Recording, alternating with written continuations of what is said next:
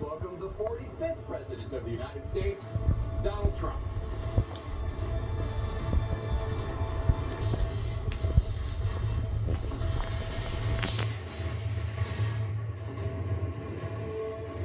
Gentlemen, thanks so much for being here. Let's begin the debate, and let's start with the issue that voters consistently say is their top concern, the economy. President Biden, inflation has slowed, but prices remain high. Since you took office, the price of essentials has increased. For example, a basket of groceries that cost $100 then now costs more than $120. And typical home prices have jumped more than 30%. What do you say to voters who feel they are worse off under your presidency than they were under President Trump? We got to take a look at what I was left when I became president and what Mr. Trump left me. We had an economy that was in free fall. The pandemic was so badly handled. Many people were dying. All he said was, it's not that serious. Just inject a little bleach in your arm. You'll be all right. The economy collapsed. There were no jobs. Unemployment rate rose to 15%. It was terrible. And so what we had to do was try to put things back together again. And that's exactly what we began to do. We created 15,000 new jobs.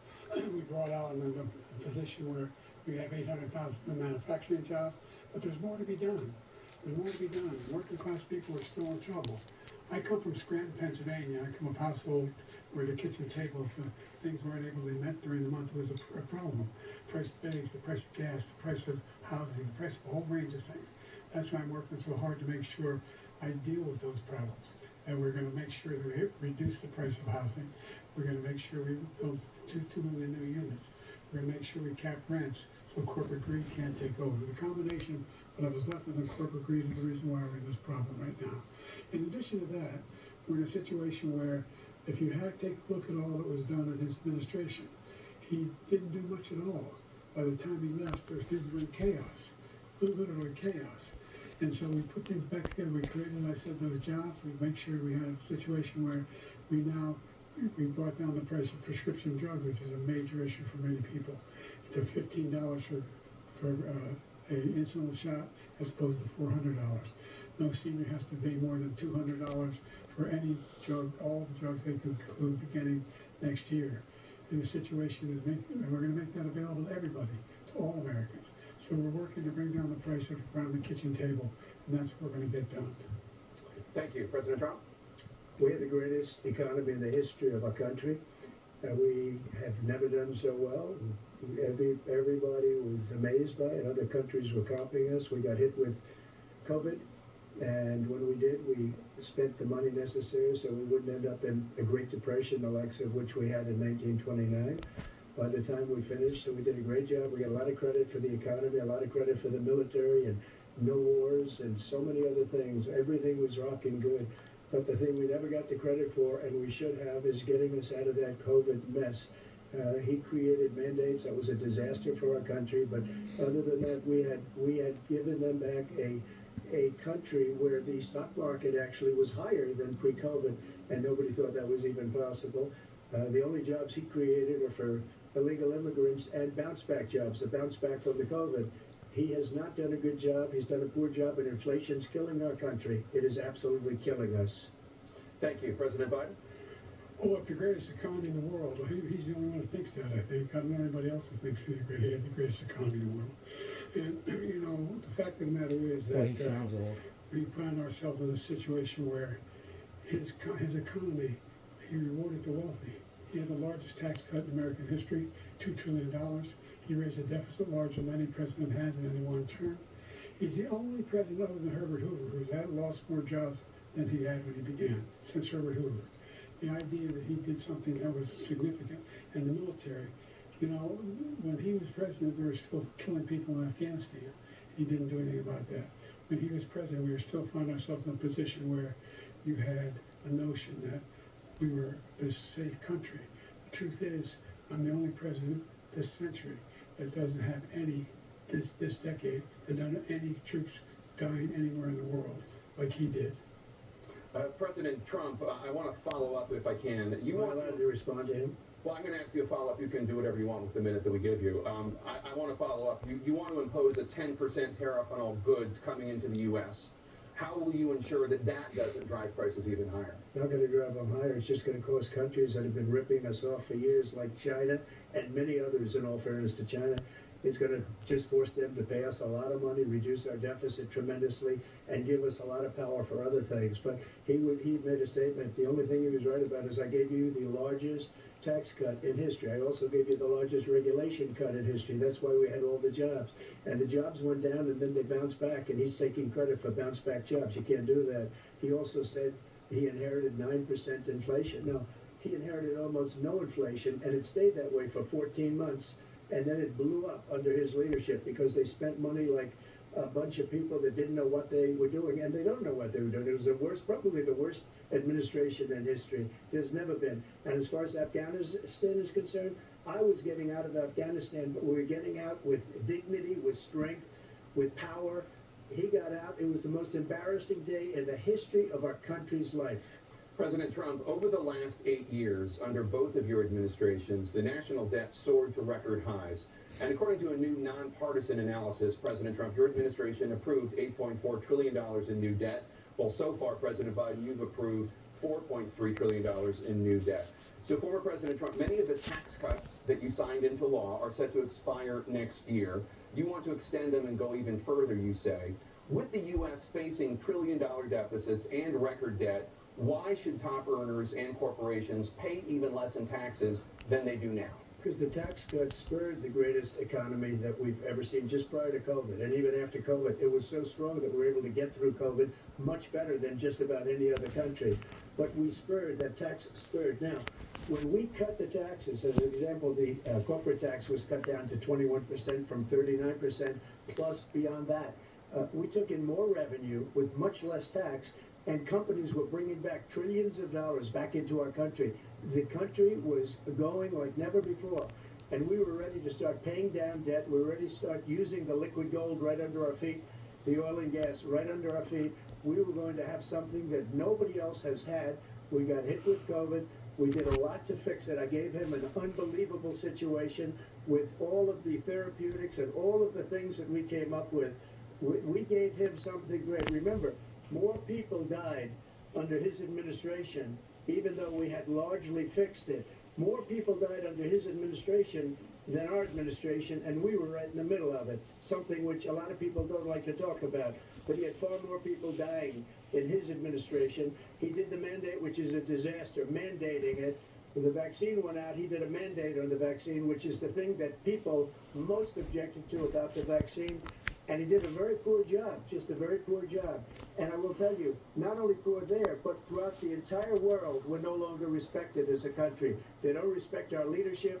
They don't respect the United States anymore. We're like a third world nation between weaponization of his election, trying to go after his political opponent, all of the things he's done. We've become like a third world nation, and it's a shame.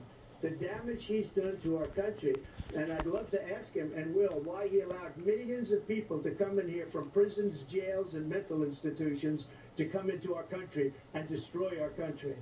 President Trump, we will get to immigration later in this block. President Biden, I want to give you an opportunity to respond to this question about the national debt. He had the largest national debt of any president in a 4-year period, number one. Number two, he got $2 trillion tax cut, benefited the very wealthy. Now, what I'm going to do is fix the tax system. For example, we have 1,000 trillionaires in America. I mean, billionaires in America. And what's happening?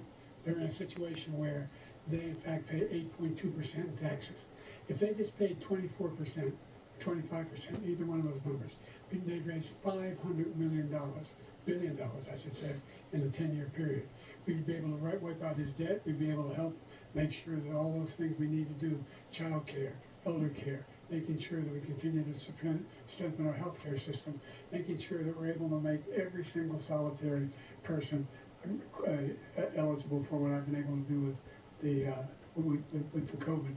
Excuse me, with dealing with everything we have to do with. He's losing it. Look, if He's losing it. we finally He beat can't remember Medicare. what he's supposed to Thank say. you, President Biden. President Trump? Well, he's right. He did beat Medicare. He beat it to death, and he's destroying Medicare because all of these people are coming in. They're putting them on Medicare. They're putting them on Social Security. They're going to destroy Social Security. This man is going to single-handedly destroy Social Security. These millions and millions of people coming in, they're trying to put them on Social Security. He will wipe out Social Security. He will wipe out Medicare. So he was right in the way he finished that sentence. And it's a shame. What's happened to our country in the last 4 years is not to be believed. Foreign countries, I'm friends with a lot of people, they cannot believe what happened to the United States of America. We're no longer respected. They don't like us. We give them everything they want, and they think we're stupid. They think we're very stupid people. What we're doing for other countries, and they do nothing for us. What this man has done is absolutely criminal. Thank you, President Trump. Dana? This is the first presidential election since the Supreme Court overturned Roe v. Wade. This morning, the court ruled on yet another abortion case, temporarily allowing emergency abortions to continue in Idaho, despite that state's restrictive ban. Former President Trump, you take credit for the decision to overturn Roe v. Wade, which returned the issue of abortion to the states. Correct. However, the federal government still plays a role in whether or not women have access to abortion pills. They're used in about 2/3 of all abortions. As president, would you block abortion medication? First of all, the Supreme Court just approved the abortion bill, and I agree with their decision to have done that, and I will not block it. And if you look at this whole question that you're asking, complex but not really complex. 51 years ago, you had Roe v. Wade, and everybody wanted to get it back to the states. Everybody, without exception. Democrats, Republicans, liberals, conservatives, everybody wanted it back. Religious leaders. And what I did is I put 3 great Supreme Court justices on the court, and they happened to vote in favor of killing Roe v. Wade and moving it back to the states. This is something that everybody wanted.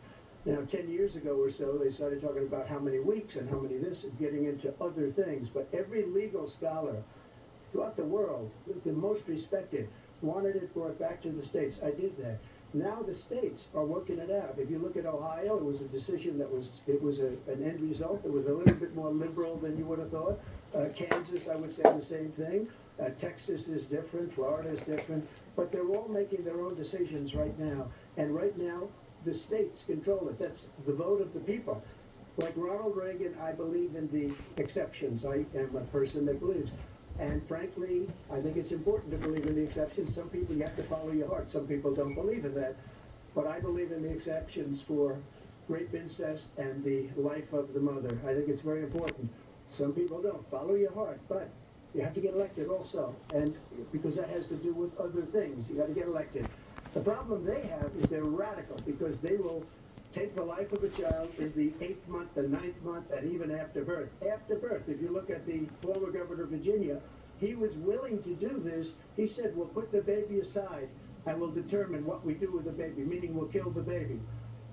What happened is we brought it back to the states, and the country is now coming together on this issue. It's been a great thing. Thank you. President Biden? It's been a terrible thing, what you've done. The fact is that the vast majority of constitutional scholars supported Roe when it was decided. Supported Roe. And that's this idea that they're all against it is just ridiculous.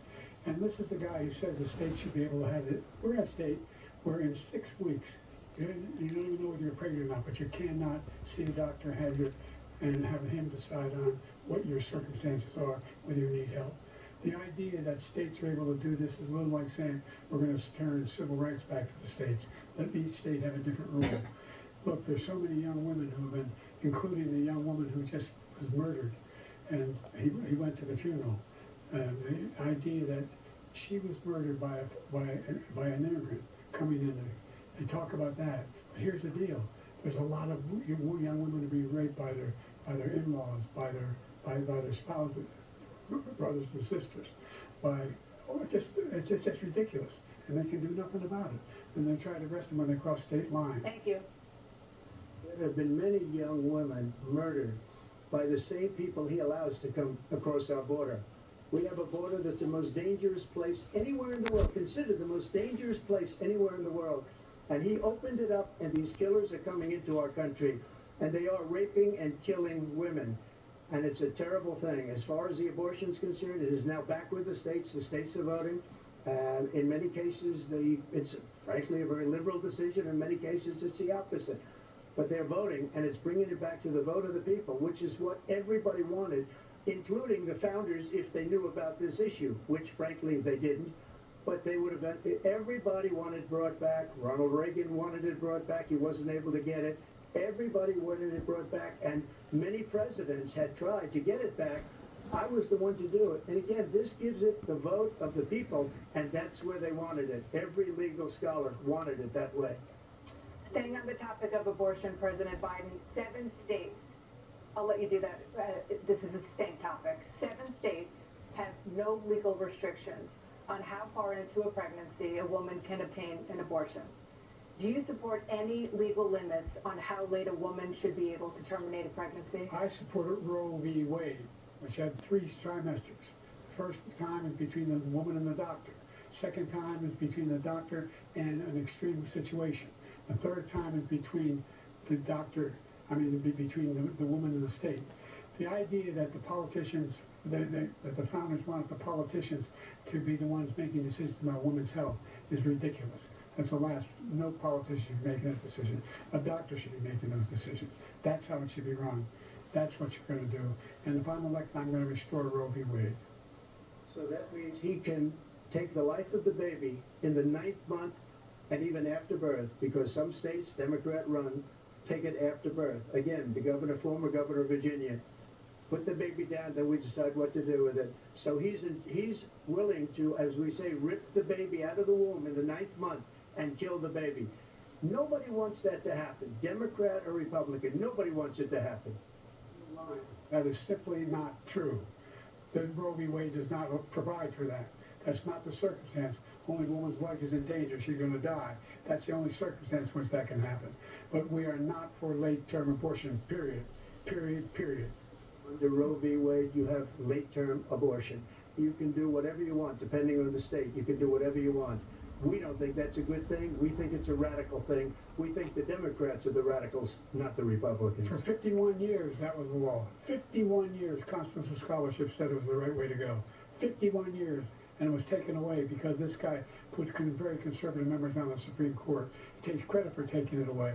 What's he going to do? What's he going to do, in fact, if the MAGA Republicans, he gets elected, and the MAGA Republicans control the Congress, and they pass a universal ban on abortion, period, across the board, at 6 weeks or 7 or 8 or 10 weeks, something very, very conservative. Is he going to sign that bill? I'll veto it. He'll sign it. Thank you. Let's turn now to the issue of immigration and border security. President Biden, a record number of migrants have illegally crossed the southern border on your watch. Overwhelming border states and overburdening cities such as New York and Chicago, and in some cases causing real safety and security concerns. Given that, why should voters trust you to solve this crisis? Because we worked very hard to get a bipartisan agreement that not only changed all of that, but it made sure that we are in a situation where you had no circumstance where they could come across the border with the number of border police there are now. We significantly increased the number of asylum officers. Significantly, by the way, the Border Patrol endorsed my position. In addition to that, we found ourselves in a situation where when he was president, he was separating babies from their mothers, putting them in cages, making sure the families were separated. That's not the right way to go. What I've done since I've changed the law, what's happened? I've changed it in a way that now you're in a situation where there are 40% fewer people coming across the border legally. It's better than when he left office. And I'm going to continue to move until we get the total ban on the total initiative relative to what we can do with more border patrol and more asylum officers. President Trump? I really don't know what he said at the end of that sentence. I don't think he knows what he said either. Look, we had the safest border in the history of our country. The border, all he had to do was leave it. All he had to do was leave it. He decided to open up our border, open up our country to people that are from prisons, people that are from mental institutions, insane asylum, terrorists. We have the largest number of terrorists coming into our country right now, all terrorists, all over the world, not just in South America, all over the world. They come from the Middle East, everywhere, all over the world they're pouring in. And this guy just left it open. And he didn't need legislation because I didn't have legislation. I said, close the border. We had the safest border in history. In that final couple of months of my presidency, we had, according to Border Patrol, who was great, and by the way, who endorsed me for president, but I won't say that, they endorsed me for president. Brandon, just speak to him. But look, we had the safest border in history. Now we have the worst border in history. There's never been anything like it. And people are dying all over the place, including the people that are coming up in Thank you, President caravans. Trump. President Biden? The only terrorist who's done anything crossing the border is one who came along and killed three, and his administration, killed an Al-Qaeda person in his administration, killed three American soldiers. That's the only terrorist that's there. I'm not saying that no terrorist ever got through, but the idea they're emptying their prisons, we're welcoming these people, that's simply not true. There's no data to support what he said. Once again, he's exaggerating, he's lying. President Trump, staying on the topic of immigration, you've said that you're going to carry out, quote, the largest domestic deportation operation in American history, unquote. Does that mean that you will deport every undocumented immigrant in America, including those who have jobs, including those whose spouses are citizens, and including those who have lived here for decades? And if so, how will you do it? Just 1 second, he said we killed 3 people. The people we killed are al-Baghdadi and Soleimani, the 2 greatest terrorists, biggest terrorists anywhere in the world, and it had a huge impact on everything, not just border, on everything. He's the one that killed people with a bad border, including hundreds of thousands of people dying, and also killing our citizens when they come in. We are living right now in a rat's nest. They're killing our people in New York, in California, in every state in the union, because we don't have borders anymore. Every state is now a border. And because of his ridiculous, insane, and very stupid policies, people are coming in and they're killing our citizens at a level that we've never seen. We call it migrant crime. I call it Biden migrant crime. They're killing our citizens at a level that we've never seen before. And you're reading it like these 3 incredible young girls over the last few days.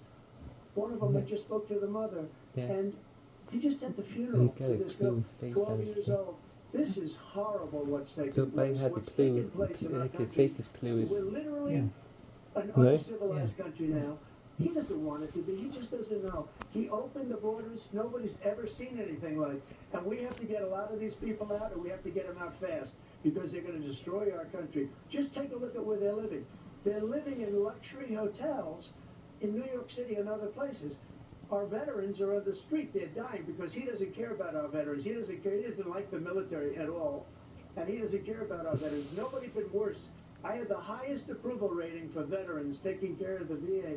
He has the worst. He's gotten rid of all the things that I approved. Choice that I got through Congress, all of the different things I approved, they abandoned. We had by far the highest, and now it's down in less than half because he's done all these great things that we did. And I think he did it just because I approved it, which is crazy. But he has killed so many people at our border by Thank you, allowing President Trump. all of these people to come in. President And it's Biden. a very sad day in America. President Biden, you have the mic. Every single thing he said is a lie. Every single one. For example, veterans are a hell of a lot better off since I passed the PACT Act. 1 million of them now have insurance, and their families have it.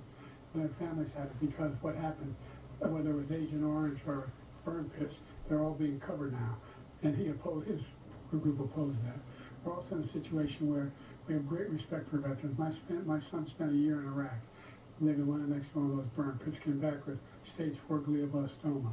I was recently in France for D-Day, and I spoke to all about those heroes that died. I went to the World War II cemetery, World War I cemetery he refused to go to. He was standing with his 4-star general, and he told me, he said, I don't want to go in there because they're a bunch of losers and suckers.